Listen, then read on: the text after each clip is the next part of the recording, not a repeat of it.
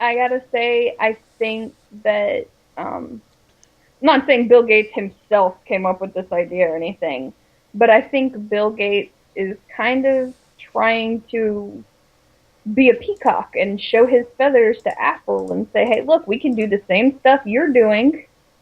We can do it with our consoles. We don't need to come out with MP3 players and, all of that. And we're going to make just as much money, so you guys better watch out. It's that whole Apple syndrome that I was talking about earlier. I really think that that's kind of where they're at because let's be honest, everybody thinks they have the best console. So of course Microsoft thinks they have the best console. Okay, we got the gamers on lock again. So let's instead gun for our big competition. Who is the competition for Microsoft? Microsoft as a whole. Apple. So they're fighting right now with Apple. As bad as it is, because this is different. Apple doesn't have their own consoles. This is a completely different section, and that's the problem that they're not really getting. I think they've kind of blurred the lines between computer battle and console battle. Yeah, and I mean the closest thing Apple has got, I mean outside of Mac PCs is what was it, Apple TV. That is honestly the closest thing they've got. Yeah. Um,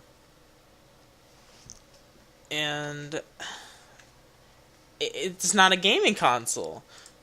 And I don't get why they're trying to jump against Apple. And I think what's more insulting is that they push this reveal back to respond to Sony. That was their words. I didn't see any response to Sony. Yeah, I see no threat to the Yeah. PS4 here at all.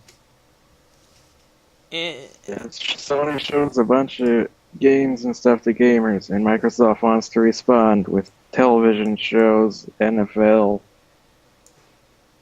Price is Right, and all that other stuff Yeah. to a bunch of gamers. And I mean, there's nothing wrong with wanting to watch TV on your Xbox. I watch Netflix on the Xbox all the time. I'm not going to say that there's anything wrong with that. But ultimately, didn't we get Xboxes to play games? Yeah. Exactly. That's Isn't the only that reason what a why I got gaming it. that's what a gaming console's for? If I wanted something to watch TV on, I would watch TV with a cable box I'd turn my or TV my on. computer. I mean, that's what I got cable for. So why would I not just turn the TV on and watch cable that way? Why would I turn my Xbox on? And that's If that's this, all the thing. And that's what Nintendo thought. Nintendo had that mindset with the Wii U. They have Wii TV on there, where basically instead of your console being the game box, it just takes your existing cable box and allows the pad to be the controller and the TV guide. Like you can go in and say, "Oh, I want to cop, I want to watch Cops or something to that degree," and then it'll tell you, "Oh, well, it's on Netflix or Amazon or Hulu or it's on your cable channel 47 or whatever," and it'll automatically switch it over, and you can change the channel with the pad. And I think that was, see, that's to me, that's a brilliant idea right there. and it is Because because it doesn't take any focus away from the fact that it's a gaming console. It just makes it easier for you to have a gaming console hooked up to what you already have. yeah, I know we've all had that wire problem in the Yes. back yes, where you have too many wires and not enough spots to put them. yep. So, I I mean, got that behind my entertainment center. I got that in front of it on my chair. and that's another concern about this because, again, like I said, am I going to have my 360 and my one plugged up at the same time? I don't have enough room for that. A, just anywhere near my TV, and B, in the back of the TV, because some TVs do come with a ton of plug-in spots and some don't. Yeah. Yeah. The one I have does not have a ton of plug-in spots at the back of it.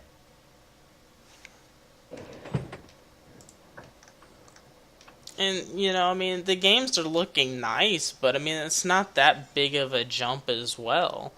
To be honest, anything I can get on the console, I might as well just get on the computer. Yeah, I mean, that, because at least with the computer, I can transfer it from one drive to another, and I don't have to constantly be connected to the internet.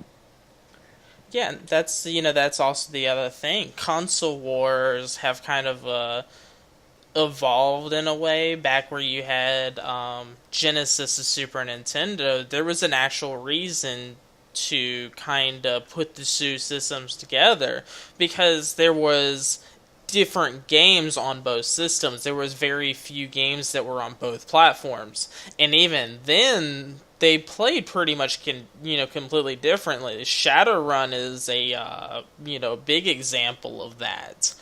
And we're not talking about the Xbox version of it. No. We're talking about the older version. Yeah, the old Genesis and the old Super Nintendo game.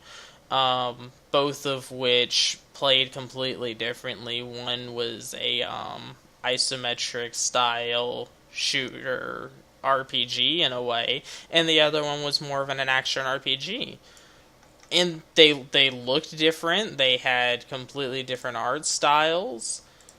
And now it's more, I mean, kind of everything now is on both systems. And everything's moving to PC, and everything's kind of, looking a little bit better on PC. You got games like Borderlands 2 and Bioshock Infinite, which, I mean, if you were to put those two games, compared to their console counterparts, you'd think they were sequels. And that's another thing, is if I can get better graphics on my computer, in a lot of instances, smoother gameplay, and I'm going to pay full price for it anyway, why wouldn't I get it on my PC instead of having it on my console? And with as much as Microsoft is going to make you pay for everything, you might as well just use that money to get a nice custom PC. Exactly. Because, I mean, I'm not going to sit there and go out and spend the $600 for the Xbox One, or whatever price it's going to be, when I can just upgrade my PC. Yeah. Or even if I took the $600 I would spend on the One and built my own computer. Yeah. I could still build probably a better computer for the money than... I mean, this is the thing. I mean, you can buy a 1 terabyte hard drive for, what, $70?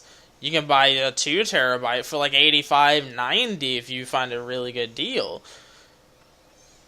So, I mean, why are we having a console that requires you to download everything to it with only 500 gigabytes? And it's non-removable. You can't take this hard drive out and go to GameStop and buy a 1 terabyte hard drive. 500 is it. Well, it will have probably USB support for memory, but Microsoft's going to try to control that as much as they can. With crappy, overpriced hard drives or add-ons for memory. Well, especially now, because basically they've said that when you download the experience onto your console and you put in your code and that game is yours now, then it's tied to your account, you can play without a disc. Meaning, are they only going to limit flash drives to like 8 gigs so people won't put their game on a flash drive with the code on it and then just pass it around? How exactly are they going to kind of full-on limit this? And it's just kind of seeming like they're trying to do as much to frustrate the customer.